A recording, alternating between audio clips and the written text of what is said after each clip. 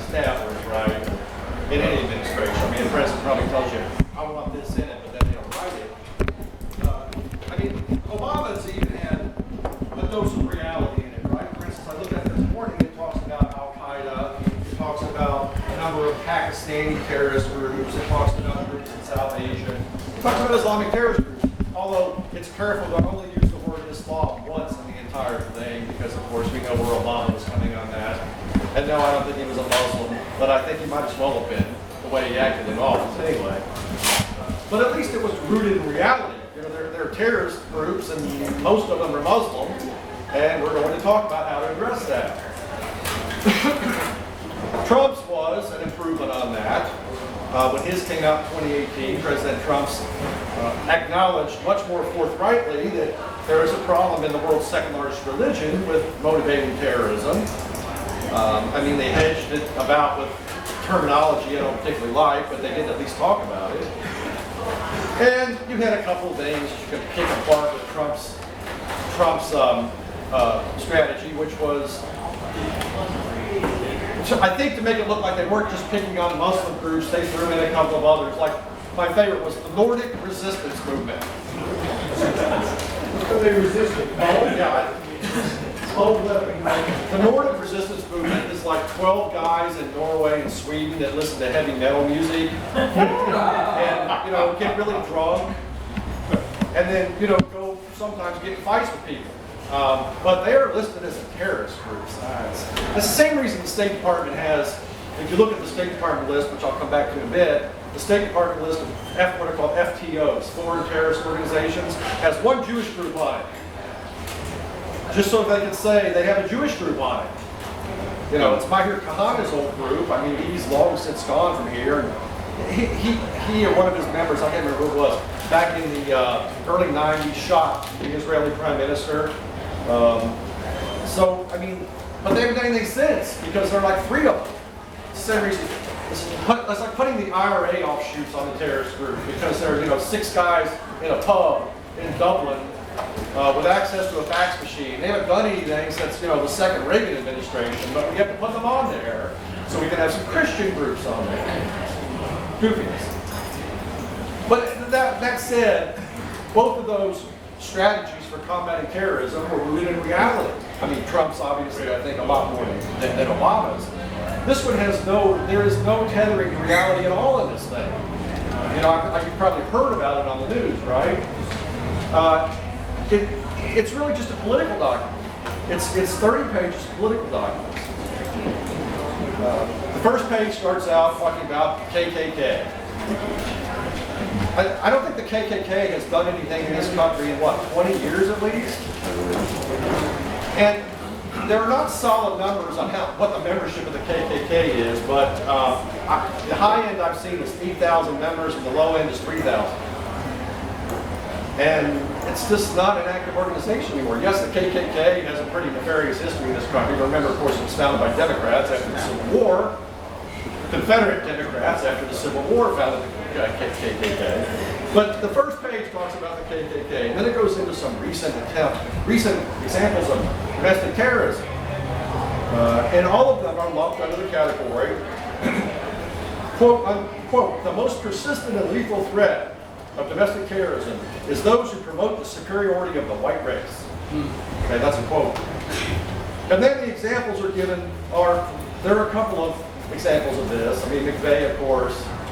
But then we have the fellow that shot cops in Dallas a few years ago, who happened to be a black man. I'm not quite sure how that's an example of white supremacy, but there it is. The fellow that shot the Sanders supporter that shot the congressional Republican baseball team a few years ago, right? This is also thrown in there. How is that an example of white supremacy? I don't know. So there's examples like that, and of course they bring up several times in this document the January 6th insurrections. There's a great deal made several times about LGBTQ people at risk, without ever mentioning that the person that killed the numbers vary. There's 49 or 53 folks at that Pulse nightclub in Orlando a few years ago, happening to be a Muslim jihadist. I'm not quite sure how he's a white supremacist, but let's see.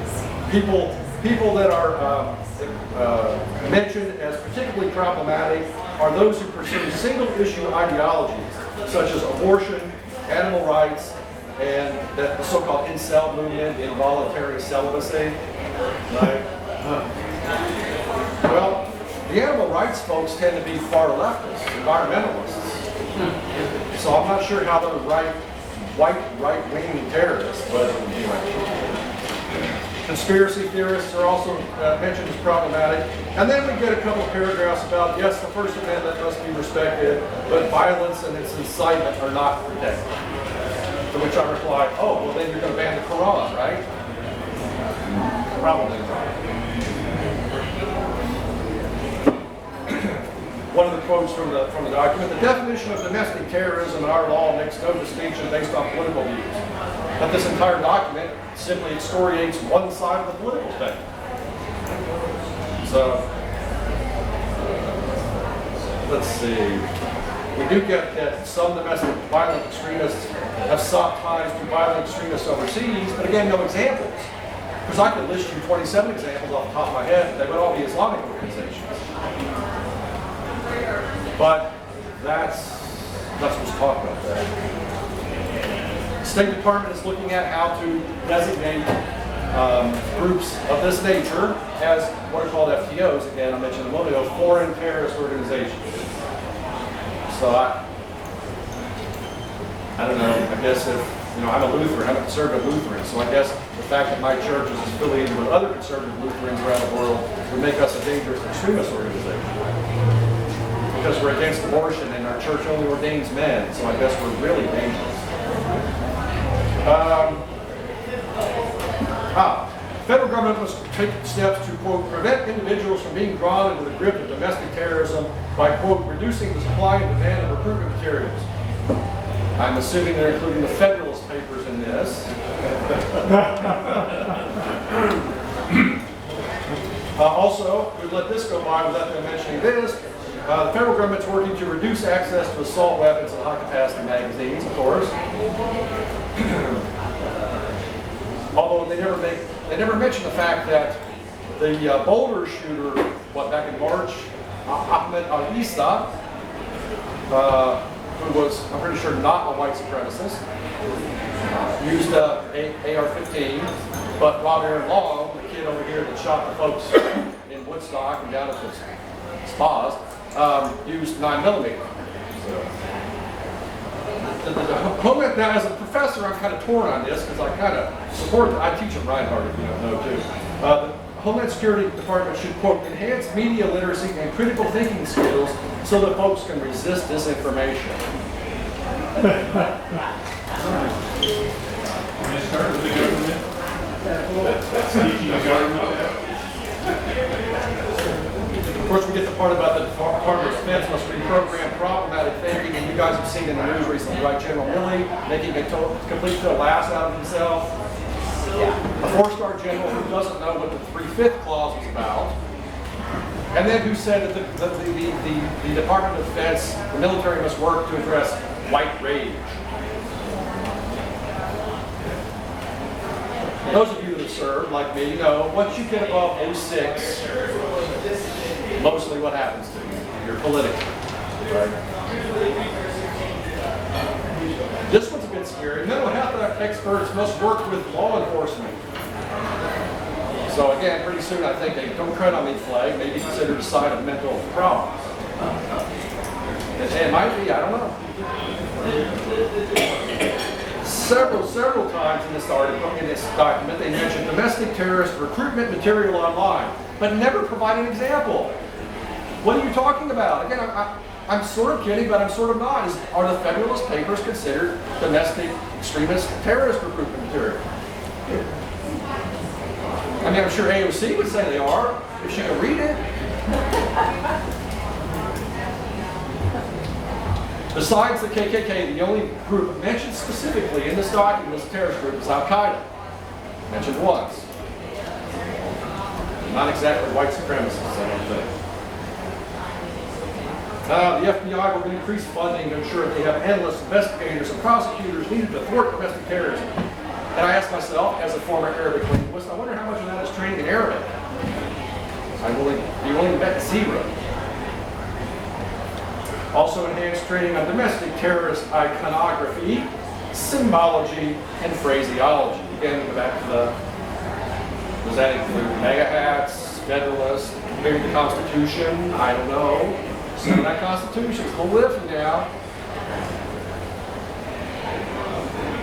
I mean, my son just telling Paul, my younger son, thank God, got a football scholarship, and he's at the University of Virginia. And he was going to take his Don't Tread on Me flag. I'm like, I don't know if it's a good idea to put that on your wall up there, son. You know? Well, the good thing about Virginia is that the head coach and much of the football staff is Mormon, so they're pretty conservative now. So that's good, but you know, I'm like, the administration's different. So. Some stuff you have to do is normal, it's going to complain. Well, thank God he's rooming with another football player from Blessed Trinity, so I don't think that would be the case. But it might be if he weren't. It's true, yeah. Yeah. This one's a little scary. As a person who had to have a security clearance, both in the military and then a TS, SCI, working in special operations, they plan on augmenting the screening process for joining the military, for government jobs, and for getting a security clearance. I wonder if they're going to take John Brennan's security clearance away, since he used to belong to a communist organization and probably is converted to Islam. Probably not. And then my favorite part, by the way, I'm going to be writing an article on this next week for the Stream also. Page 27, the biggest outright lie in this entire document. Individuals subscribing to violent ideologies such as violent white supremacy, as well as anti-government ideologies, are responsible for a substantial portion of today's domestic terrorism. That is just a flat-out lie. It's simply not true. Here's some stats in a minute. To finish up, the document says that addressing domestic terrorism means we must, quote, tackle racism in America. There is no governmental tolerance of violence as an acceptable mode of seeking political and social change. I'm sure Thomas Jefferson would disagree with that, having just visited Monticello. But as you know, if you don't have an F-15 or nukes, don't even try. As Biden said the other day. And the document ends saying that it seeks to, the government will seek to counter domestic terrorism by addressing underlying racism and bigotry. That'll take care of it. I don't think so. Well, what I really see this document as I wrote down this morning, an ex post facto rationalization of calling Trump and his supporters racist. He spent 4 years, actually 5 years, going on 6 years now, calling everybody that liked Trump and voted for Trump racist. So now we have to cut out some documents that proves that that's the case. Although it proves no such thing, obviously. And also its attempt to what? To leverage BLM, Antifa, the far left, which is rapidly becoming the mainstream of the Democratic Party, is to leverage their political support as much as possible. So that's a real terrorist group.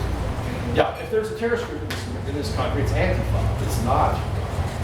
Don't tread on me, people. Anyway, so quickly, just so I can tell you that I'm not just telling you he's wrong, here's the stats.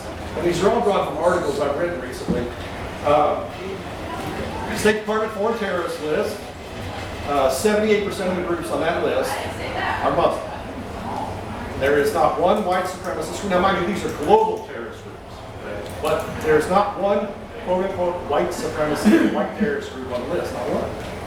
Okay?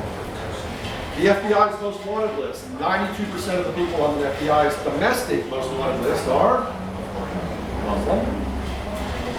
There's one white male, some guy who bombed the University of Wisconsin back in the 1970s. So I'm pretty sure he's not a MAGA guy. Since 1993, which is the date I went back and looked at, because that was the year of the Oklahoma City. I went back to Oklahoma City the year it came forward. There have been 54 domestic Islamic jihadist attacks in the United States. Since 1993, jihadists have killed at least, depending on which database you look at for the data, at least 21,000 people have been killed worldwide by Islamic terrorism. The grand death toll for white terrorism, which does include people like McVeigh. You can argue about whether McVeigh should be in there, but I mean, because he expressed some ideas that were pretty left, and also some that were pretty right. But he's usually included. Anders Breivik, remember the Norway shooter a few years ago, killed a bunch of people, and then the guy that shot the people in Christchurch, Brendan Tarrant. The death total for all of those guys, it's 1993, 346. Now that's 346 too many, but it's not 21,000. According to the U.S. government, there are 10 active domestic terrorist groups. That is purely domestic. Again, this is a bit problematic because it's, in many cases, it's very hard to differentiate domestic from foreign terrorism, right? Because these groups get outside support. So, but anyway, there are 10 active domestic terrorist groups in the U.S., 3 of which are white supremacists. The Aryan Nation, which has about 200 members, based on the data we have, something called, very scary, the Adam Botham Division, which has a grand total of 80 members, and then the KKK, which, you know, depending on who you ask, either they work at every Chick-fil-A or there's only a few thousand of them, right? So, but before Biden came into office, the FBI was on record, and I found a report saying that according to the FBI, the most dangerous domestic terrorist group. Any idea? FBI. Well, what group? The FBI. Yeah, but they're not going to say that. The FBI would blame the CIA. The Earth Liberation Front, which is a bunch of like wacko leftists that, you know, think that cars and, you know, we should all be riding cows. No, cows should be killed too because they produce methane. I don't know, whatever. They're radical leftists.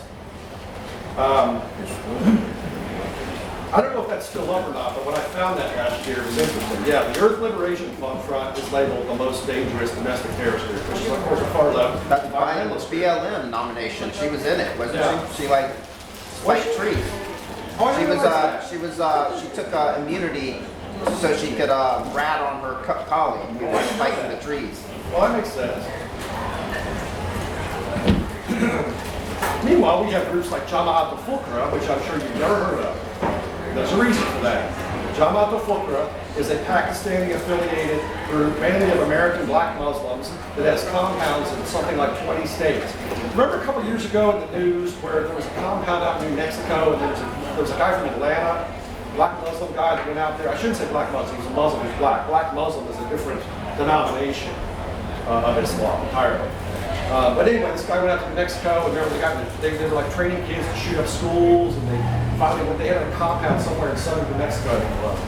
They're affiliated with this Jamaat al-Fuqra. Did you ever hear about them? Yeah. Say that word again slowly. Jamaat al-Fuqra.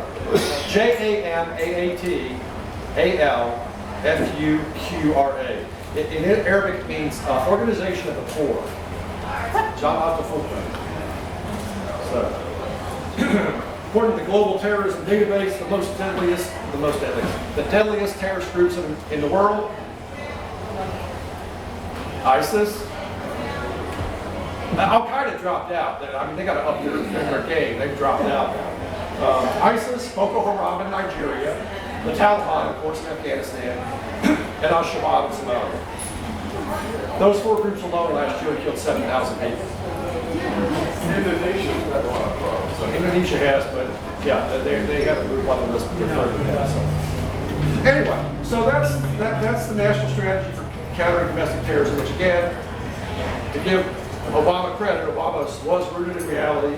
Biden's has no connection whatsoever to reality. It's purely a political document meant to demonize domestic political opposition. Yes, sir.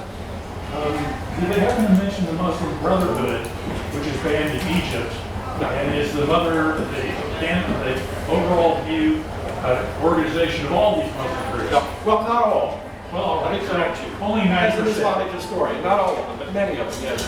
No, of course not. And also unindicted conspirators in the Holy Land.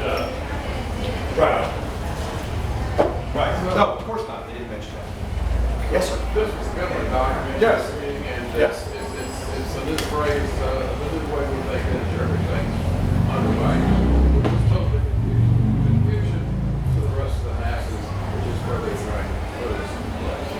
Now, one of the main things, prior to Mike and prior to all this, when we really had intelligence on the ground, we were actually talking about these are terrorist groups.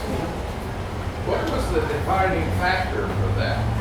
What defined them as terrorist groups? Well, then again, the definition of terrorism. Yes. And I actually teach terrorism class at Reinhardt. There are a number of different definitions of terrorism, but the generally accepted one, the State Department actually has a pretty good definition of this. And gosh, I'm trying to remember it off the top of my head. It's basically a non-governmental group, although there can be official or state, what's called state terrorism, right? There can be. That's what China does on a pretty regular basis, what Stalin did. Excuse me. A non or sub-governmental group that engages in violence in order to affect political change. I mean, it's sort of a baseline. That's generally what's included in the definition. Control. Well, that would be the ultimate example of change if you take control. Yeah. You remember the pagans. You remember Hells Angels. You remember we got a MS-13 now, I guess, everywhere. Right. But see, MS-13 would not be classified as terrorists because they are a drug operation that works not to change anything politically, but simply to make money and brutalize. But they don't try to change the government of Mexico, although they're sort of a shadow government in Mexico. They have some kind of opposite. It's all about drugs and making money. Yeah, but usually the definition of terrorism does not just include that. It includes some effort to change or control the government, or to get some sort of political All of decision. them after drugs and money to create what they're doing, just about. Yeah, but is that... Even the ones that you found. No, the Taliban use opium. Although it's forbidden in Islam, Afghanistan is the world's foremost producer of opium, right? Because it's got a lot of poppies. And of course they use that for their funding. Sure. Right. But they're not just getting rich. So it's a difference between, the Godfather just amassing money. Well, you guys let sex trafficking, you got all this going on. To me, that's terroristic threats against our society. I know what you're saying, but that's not strictly speaking the definition of The terrorism. government's not looking at it anymore, so we're not worried. That's right. It's MAGA hats and don't tread on these things. Yes, sir. Just everything you presented just tells me that they're accusing me, basically they're accusing me of being a terrorist.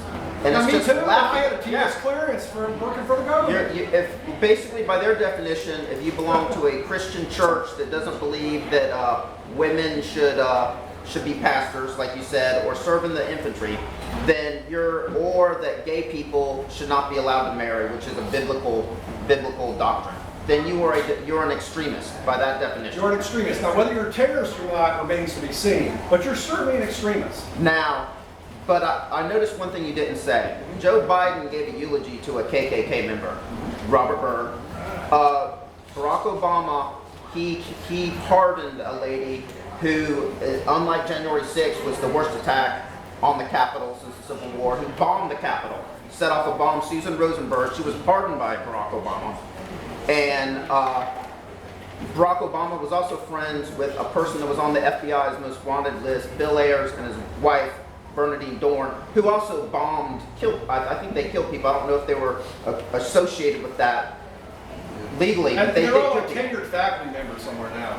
But, and you're telling me that, yeah, they're tenured faculty making money, they're putting forth the education, the CRT that's going to the kids now. So you're telling me that I'm the terrorist when I'm like, this is what gets me. Oh, Biden's telling you you're Yeah, Biden's telling me the terrorist. This country was founded on people who use violence for political. Yeah, don't do this. I'm like, he basically threatened us with F-15s and nuclear weapons, saying like, if you don't got that, then you don't have game. Go home.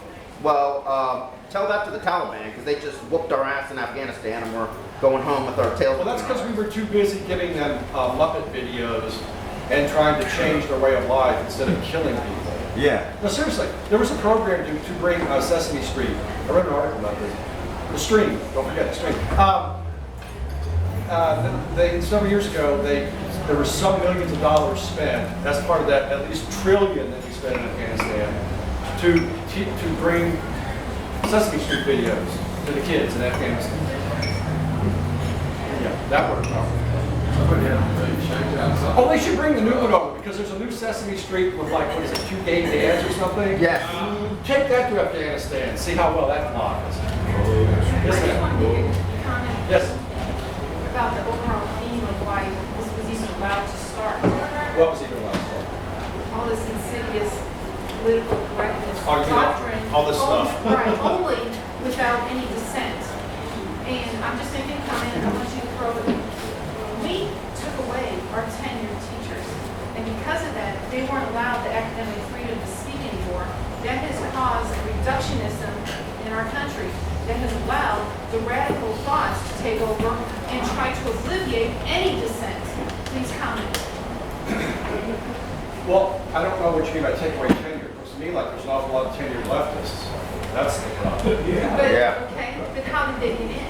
Did they destroy the tenured people before? No, they just took over because that was one of the places where leftists felt comfortable going, which was academia. Plus, none of them had enough money, so they had to find something to do. But now it's difficult to get a tenured position. Tell me about it. And that, and I literally just got off the lecture. Well, This is I'm from Pam Popper, one of Yeah. Pam Popper's lecture. It has something to do with nutrition, but it ends up being political. And it's a lecture by Dr. Campbell. And he was saying because we're taking tenure positions away and not replacing them, Oh, that's what we you are mean. actually Yeah, they're causing, reducing. Yeah. we are actually causing reductionism Yeah, and I think taking that's, away true science well, I think that's contributory. and contribute. But part of it is, it's a larger trend. Conservatives, like, I applied when Kennesaw State started, I used to teach Georgia Perimeter, when it was still Georgia Perimeter. Kennesaw State started they were getting an Islamic or a Middle East historian. This was back in, I think, 07, 08. And I applied for the job, and I was one of the finalists. I went over there and interviewed. And I just got tagged. I had published an article recently in Middle East Quarterly called Beheading in the Name of Islam, where I looked at I'm like one of the few people who's ever written an article on beheading. It's like the thing I'm most well known for, unfortunately. If you ever really want to get entertained, Google me and Alan Combs. Y'all remember Alan used to be on with Hanny. So back when ISIS started beheading people, sorry, I'll be back in Kennesaw in a minute, but when ISIS started beheading people and created their caliphate back in, I think, 2014, they tracked me down, so Combs had me on. And he had me on for like a half hour because he had a radio show, and he just argued with me the whole time. And you know what his response was to everything I said? It was funny, go listen to it. But the Crusades! But the Crusades! Like, Alan, the Crusades were 900 years ago, they're gone, they're done with, and I'm pretty sure we weren't responsible. Because I'm not a Frank. I'm Frank, but I'm not a Frank. They're defensive in nature, by the way, just to get that out there. I've written articles on it. Anyway, so I interviewed over Kennesaw State, and they're like, damn! How dare you, bless you. They're like, you're clearly too conservative to work here. On the basis of that article. And I said, well, okay, you can besmirch my political ideology, but is there anything about the article that you can question? I looked at the Quran on beheading, I looked at the Hadiths, which are the alleged sayings of Muhammad, I looked at Islamic scholars that over the years that have commented on this, and I used Arabic sources. So is there anything with my methodology you don't like? Oh, it's conservative. I'm like, how's it conservative? Pointing at reality somehow, some years ago, became conservative. There are two genders? You damn bigot. When did reality become conservative? And now it's not just conservative. What is it now? It's white. 2 + 2 = 4. You're fostering some dangerously intolerant white ideas on these kids. Anyway, so Kennesaw didn't hire me. So it's ridiculous. You know? This attitude, I'm saying unless you're in academia, you would never know, and this has been going on for 30 years. They've been knocking out conservatives for 30 years. And a lot of people are like, well, who cares? It's the academy. Well, where do these ideas come from? 60 years. Where do these ideas come from? Where does Saul Alinsky and this Marxist garbage come from? From the academy. And now it's been pushed into public theater. You know, I was listening to Bongino the other day. He's not Rush, but he's pretty good. You know? I don't know about you guys, but at 12:07 every day during the week, I still go, damn. You know? Like, I have somebody, okay, I'll listen to Rush. He's good, again, he's not rushed. But he said, made the point again, I'd heard it before, but it was good to be reminded of it. Politics is downstream from culture. And the left has managed to, in many ways, capture much of the culture and have their ideas imprinted on the public consciousness as the tolerant ideas. So if you think women shouldn't be in combat because, they have different physical standards, maybe you're a dangerous right-winger. Well, maybe I just like to know something about biology. Maybe I was in units with women in the 101st, and I got tired of having to carry their stuff on road marches. I mean, some of them could do fine, but most of them couldn't because there's this thing called testosterone. Anyway. So, but that's what we're talking about. So, yes, sir. Yeah, Tim, you mentioned a good litany of what's going on, the problem. I'm here to find out what you do about it. And you mentioned it comes from the academy. We pay for it. Where is the Georgia Board of Education? I mean, how do you bring about positive American values to the academy rather than critical race theory, Marxism, and the rest of that? In other words, these people get paid by me. I want to know how we change it. Well, the first thing I got to do is be aware of it. Like you guys see the thing about the Loudoun County School Board the other day? Yeah. So first thing first of all, you've got to look at it in elementary school, and middle school, and public school. Because there are a lot of good elementary, middle, and public school teachers that don't go along with. There's a lot of good administrators, especially here, but there's some that aren't, and some that don't. So you got to be aware of that. Know what your kids are doing. Bring the books home, look at them. People don't. People don't, and they need to. And then when it gets to college, don't just say, oh, whatever. I mean, my sons are like libertarians, so I don't know. I'm not too worried about them, but you're right, and it's a long process. It's not going to happen overnight. But you got to make people. You got to be informed, and you got to really let people know that you know what they're trying to do, and call them on it. And if that means going to public school board meetings or whatever. We just had a good example of that in Sheridan County. Oh yeah, with the CRT stuff. The place was packed. Yeah. And the board and the tower, Chuck for example, and said, no, we're not teaching it, we're whatever.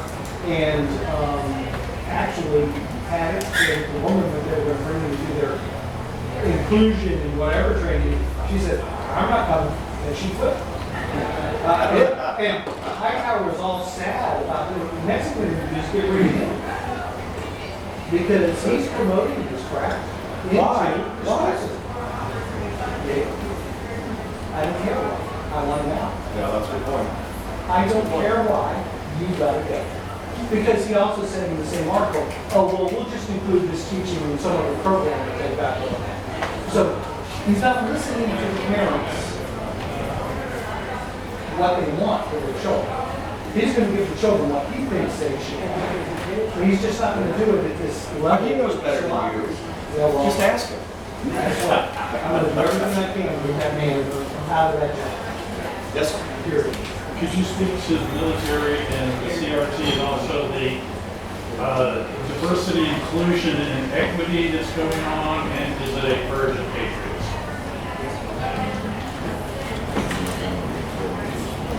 Yeah, it's really disheartening, I sort of see it sort of heading in this direction.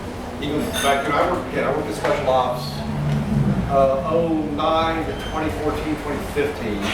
And even that was back, if you remember the flap about how in the Obama administration, supposedly they were pressuring analysts that were at CENTCOM. I worked at SOCOM, which is the other side of, which is a couple streets over on McDill Air Force Base from SOCOM. But I worked at SOCOM, which is after CENTCOM, Central Command versus Special Operations.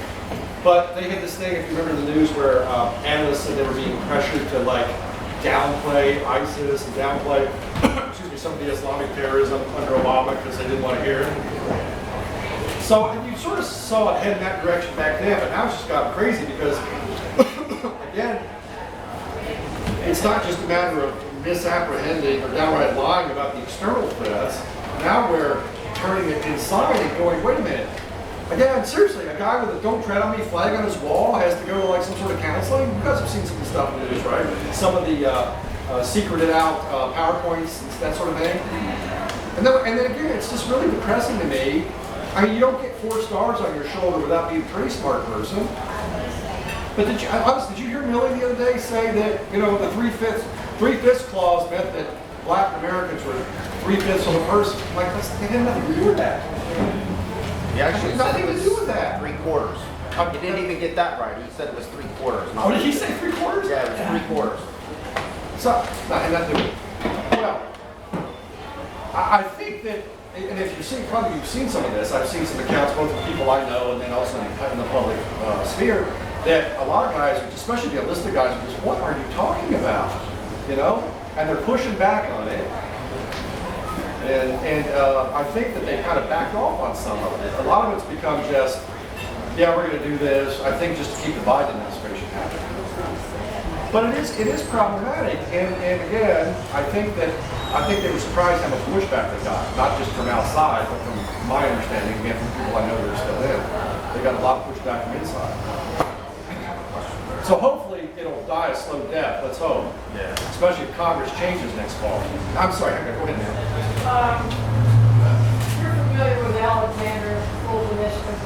All right, he wrote, I think the day before they kicked him out of Russia, he wrote an article called Living on My Mind. You can find it. And this set in Eastern Europe a resistance, how to resist. And basically is you do not affirm what is not resistance. And we saw 84 when you post. And there were like 100,000 people there, and they held up the cross, we need God. And the whole point is, how do you resist? And first is knowing the lie that you see, and not affirming it. And I know my daughter, after that first year of COVID, she was not going to do Zoom again. And she was my trial of her conviction. We're children in homeschool. And she's not going back. And a lot of people taking their kids out of public school. I saw an article that 1.3 million had left public school. And this is how you get their attention, is you don't go to public school, you don't go to the university. They're a trade school, middle class is those type jobs. Is you get their attention. You don't have to be rebellious. You can just refuse. You don't watch on TV. You just don't. But that article, and of course that started in Eastern Europe during World War II when they saw what was coming. And we have to resist. And you resist with your dollars and your attention. And you go to the board meeting. And you can be very, very nice and smile and say no. And let them behave. But if people have seen and they're upset, and so I'm hopeful because I think more people have awoken to the fact of how we were lied to and who lied to us.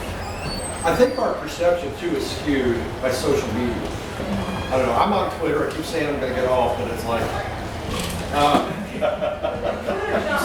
no, Twitter, that's the thing. My wife and I watch like 2 shows I still watch on. There are 2 shows I watch on Fox anymore. Tucker and Greg Gutfeld. That's all I can watch anymore. I pretty much leave the TV on OANN during the day. So we're watching that, and my wife said, dang it. I just lost my train of thought. What was I saying before that? Yeah, what happens? How to resist. I totally lost my train of There are thought. only 2 shows you watch on Nah, before that, back me up. What the heck, never mind. It'll come back. It'll come back in a second. Wait. Yes, sir. Back when I was a kid, I was a kid in the 80s growing up. And you couldn't be a communist, you couldn't be in a labor union if you were a communist, you couldn't teach school if you were a communist, you couldn't hold dog catcher basically if you were a communist, and they found out. Those have to be still on the books. It's still on the clearance form. Are you now, or have you ever been a member of the Communist Party? It's still on the clearance form. Last time I did clearance, 6 years ago. So if these are still on the books, why aren't we just like yanking all these people? Like at the state level? I don't know, when I worked in the J2 at SOCOM, if I had sent unclassified emails, if I had sent classified emails from my classified system to my regular system, I'd still be in Leavenworth. And Hillary is still at large, so there you go. They Yes. want just us. Yeah. So McCarthy tried it years ago, and there were so many communists in the government that he couldn't get rid of them. Yeah. Yeah, that was particularly the case after Roosevelt, wasn't it? Now they're not, but now it's interesting because you can say they're not communists, they're Marxists. I mean, they're not sympathetic to the Soviets, I guess they're sympathetic to the Chinese. Although it's interesting, right, if you really unpack what the Chinese are doing, they're not very Marxist at all. I mean, Marxists don't generally have a stock market, right? But, I mean, they're Stalinist in the sense that it's a one-party state. If you say anything, you're in trouble. But look, I appreciate you saying that bit of optimism. I think that's true. I do think that, as I said, Paul, I don't think you can manipulate 535 or 538 elections like you can one election, like happened in 2020. I don't think you can. I think they're going to get taken to the cleaners in November of 2022. What do you think is going to happen about Even that. Is that Arizona? The thing is, what if you prove fraud? There's no mechanism in the Constitution for removing the president, except by impeachment or voting him out. But the thing is, you know, you have to prove that it was stolen. And, okay, and the thing is that totally delegitimizes you who did it. Yeah, but they'll just act like it didn't happen. Well, you have to act, you have to confirm and say, yes, you Yes, did do it. I totally agree with that. But my point is, you asked what would happen. I don't think anything's going to happen with Joe and Kamala, I don't want to say that. Whatever. That's what you say. So, Joe and whatever. Joe and the next president, or the acting president, or whatever. Yes, sir. You didn't mention Black Lives Matter or Antifa Yeah. as domestic terrorists. Could you run that a little bit? Yeah, it was interesting in my terrorism class this spring, which I taught at Reinhardt. My final exam question was, should Antifa be designated a terrorist organization? So, it was interesting that, it was interesting that, like, I think I had 9 students in the class, and 8 of them said yes. Said yes, they should be, because they have certainly acted in the definition, within the definition of what we normally use as terrorism. So, BLM's a little different matter. You know, I do think they're closely connected. Basically, I see the relationship between BLM and Antifa, I'm not sure I say that, much like that between Sinn Féin and the IRA. You know anything about what went on in Northern Ireland, right? The IRA was killing British soldiers and engaging in violence, and Sinn Féin was the political one. And so Sinn Féin got people elected, and Sinn Féin, they would, whenever the British government would say, man, you need to disavow the IRA, and Sinn Féin would like, we don't have control over that. Here's some more trouble, here's some more dynamite. We don't have any control over that. And that's the way I see BLM and Antifa. BLM's like, well, we don't have control over them. Good job, keep going. Keep going, Jack. Yeah, so that's where I see it. So, but I certainly, Antifa should be designated terrorist. Yes, sir. They're getting prosecuted. They're getting. They're dropping the charges on a lot of them. I know. Listen, so General Billy's telling us about white rage. I'm like, wait a minute. Those cities I saw burning last year. No, that's your imagination. Who was doing that? Peaceful protest. Peaceful protests. That's right. Mostly peaceful. But 99.99%. Only 4 or 5 bombers. Baghdad, CNN. Yeah. Yes, ma'am. Is the oppression and the deception that get worse in Georgia? What did she say? Is the oppression and deception going to get worse in Georgia? I'm hoping not. You know, I mean, if Stacey Abrams actually were governor, it probably would. But I got a fundraising call from them the other day. Stacey Abrams people. I'm like, where in God's name did you get my phone number? And do you really want to know what I think about Stacey Abrams? So, I don't know. The answer is I don't know. Well, not to channel Bill Clinton, but that depends on what your definition of a lie is.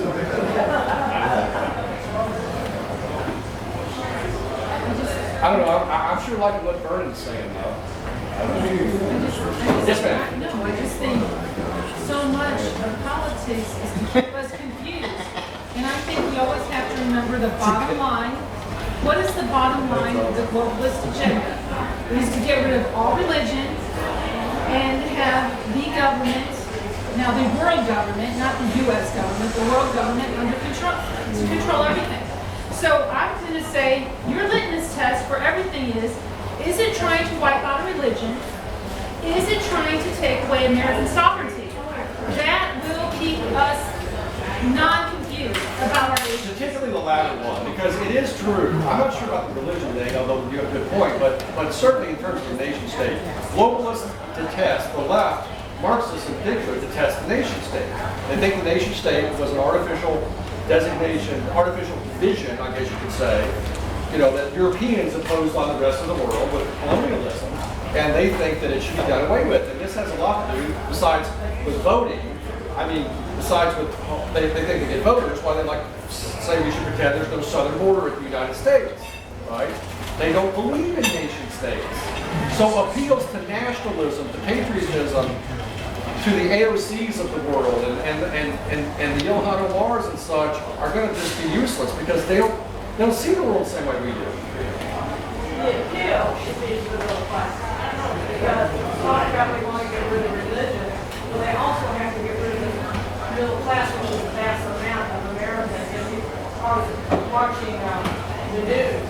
And one of the guys coming up from Central America says, we're middle class, we're poor. So we have to sell a car to get the money to do it. And we teach English as a second language. And I taught lawyers, reporters, taught guys, obstetricians from Venezuela. He's driving Uber here. Why didn't you go to Spain? You had the money. No, it's not America. That is, people who are coming in, they are entrepreneurs. And many of them who do not have papers, they have no business. Their kids can grade school. And I have mixed emotions about this because these are middle class. Yes, I'm just very. They have to get rid of the middle class for us to fall. Isn't it interesting how the parties have flipped? I mean, when I was growing up, I'm not sure if it's really true, but the stereotype of conventional wisdom was the Democrats are the party of the working man and woman, and the Republicans are the party of, the guy on the Monopoly board that has the big mustache, right, the banker. And I still have Democrat friends that still think that's true. I'm like, in what world is that true? I'm like, the Democrats are the party of the ultra-rich elites and of people on public assistance. Everybody in between, not everybody, but most of the people in between are in the Republican Party. If you look at the demographic data, like Biden, Obama won, what was it, people that made over $249,000 a year and people that made under $40,000. Romney, John McCain, Trump won people between $50,000 and $249,000. Like it was like a huge number. It's like the parties are totally flipped. So, anyway.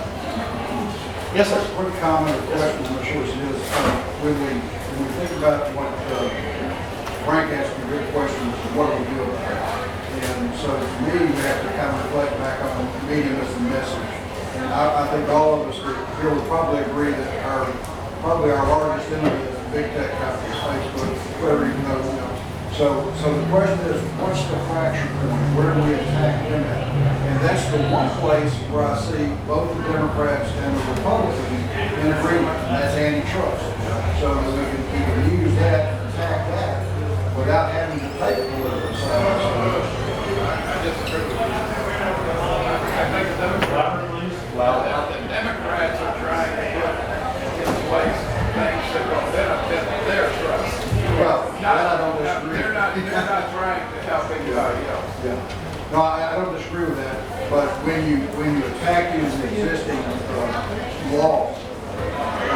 not sure you can avoid doing what we hope to do, which is break apart Facebook, Twitter, etc.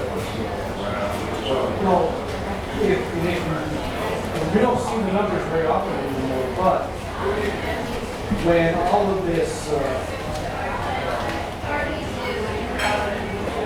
censorship started going on in Facebook and Twitter and some of these other places, their loss of